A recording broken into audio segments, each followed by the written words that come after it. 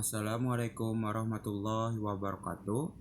Perkenalkan, nama saya Rifki Nugraha dengan NIM 23103131100030. Di sini saya akan membahas tentang analisis pengaruh keterbukaan ekonomi terhadap perekonomian di Kalimantan Selatan. Kepada yang terhormat Bapak Dr. Anda Insinyur Syahrial Sadik, STMENG, M.M, MSI, IPP.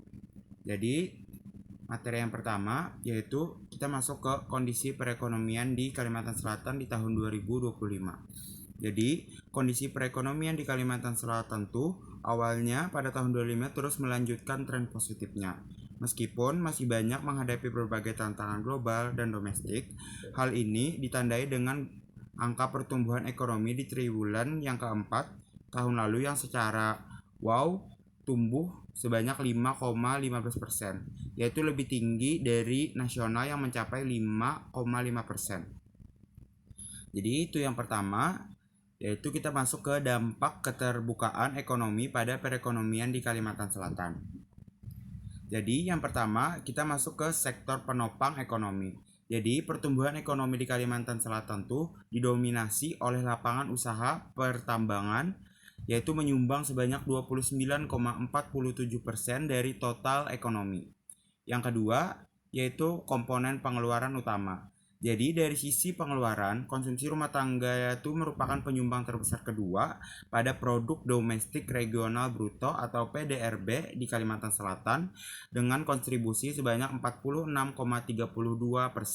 Jadi ini adalah komponen yang kedua terbanyak di Kalimantan Selatan. Dan yang ketiga yaitu indikator pertumbuhan, yaitu tingginya kontribusi konsumsi rumah tangga menunjukkan adanya peningkatan aktivitas ekonomi dan mobilitas kepada masyarakat yang terjaga di Kalimantan Selatan. Jadi itu tiga. Selanjutnya yaitu kita masuk ke peningkatan kinerja ekspor dan neraca perdagangan. Jadi yang pertama, Kalsel itu mencatat surplus neraca perdagangan sebesar 15,54 triliun pada tahun Februari 2025. Itu meningkat dari 6,25% dibanding bulan sebelumnya. Jadi itu di bulan Januari.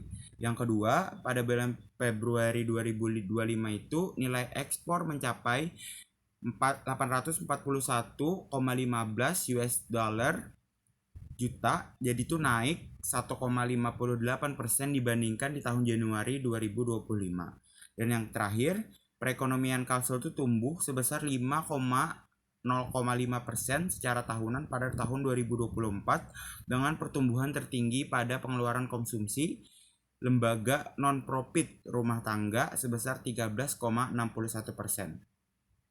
Selanjutnya yaitu kita masuk ke pengembangan industri hilirisasi. Jadi pemerintah Provinsi Kalimantan Selatan mendorong hilirisasi produk ekspor untuk meningkatkan nilai tambah. Langkah ini mencakup pengembangan industri pengelolaan kelapa sawit. Ini bertujuan untuk mengurangi ketergantungan pada ekspor bahan mentah dan menciptakan lapangan kerja baru. Selanjutnya yaitu pertumbuhan ekonomi yang stabil. Jadi pertumbuhan di Kalsel sebesar 5,5% secara tahunan di tahun 2024 dengan pertumbuhan tertinggi pada pengeluaran konsumsi lembaga non-profit rumah tangga sebesar 13,61%. Selanjutnya, sini ada pernyataan-pernyataan dari lapangan usaha industri yang bisa kita baca sama-sama.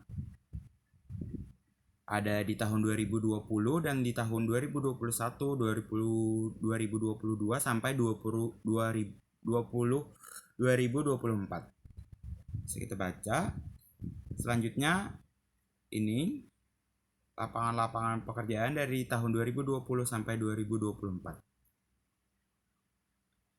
Jadi di sini kita masuk ke tantangan dari keterbukaan ekonomi. Jadi yang pertama, kita ketergantungan pada komoditas ekspor.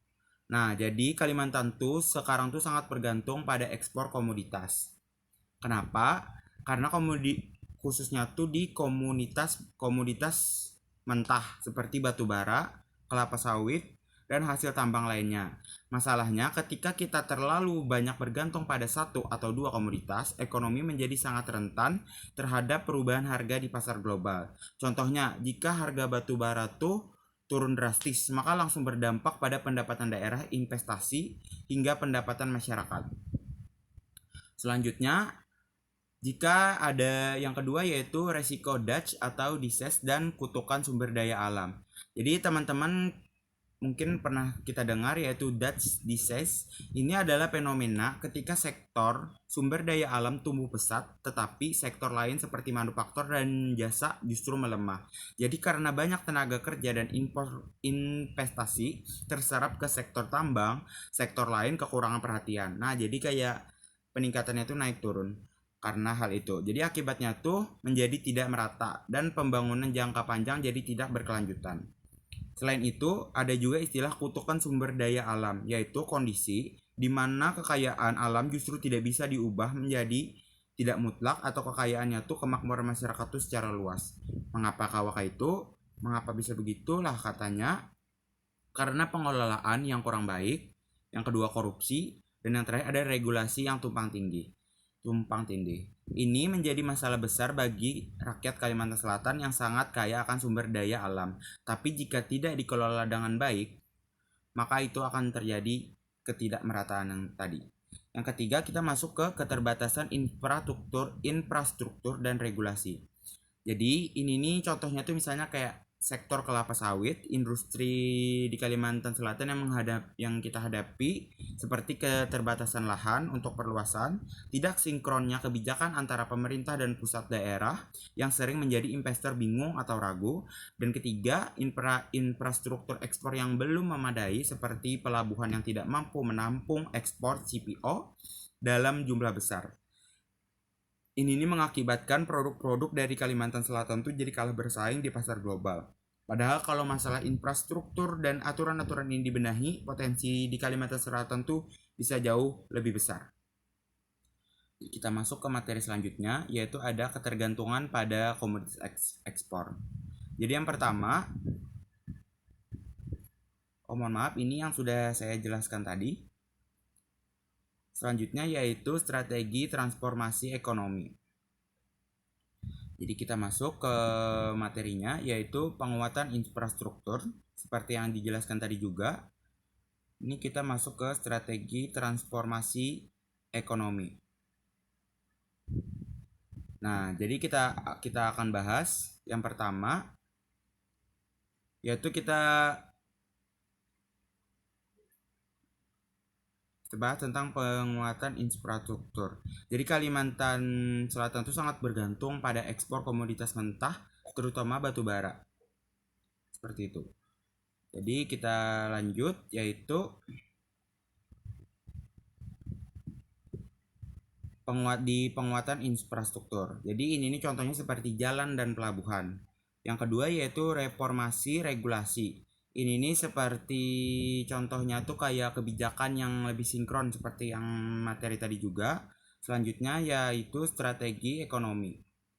Itu tuh seperti diversifikasi ekonomi, yaitu jangan hanya mengandalkan tambang tadi. Yang terakhir yaitu peningkatan kualitas sumber daya manusia, itu agar masyarakat bisa bersaing. Jadi kita masuk ke kesimpulan. Kesimpulannya adalah keterbukaan ekonomi itu telah memberikan manfaat signifikan bagi perekonomian di Kalimantan Selatan, terutama melalui peningkatan ekspor komoditas unggulan. Tetapi, ketergantungan pada ekspor bahan mentah dan tantangan struktural lainnya menuntut adanya transformasi ekonomi yang berkelanjutan. Melalui diversifikasi ekonomi, peningkatan kualitas sumber daya manusia, dan penguatan infrastruktur serta regulasi, Kalimantan Selatan itu dapat membangun perekonomian yang lebih resilient dan inklusif di masa depan.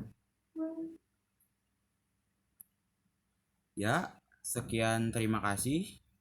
Wassalamualaikum warahmatullahi wabarakatuh. Mohon maaf jika ada kesalahan kata atau kalimat atau yang membuat kebingungan. Terima kasih.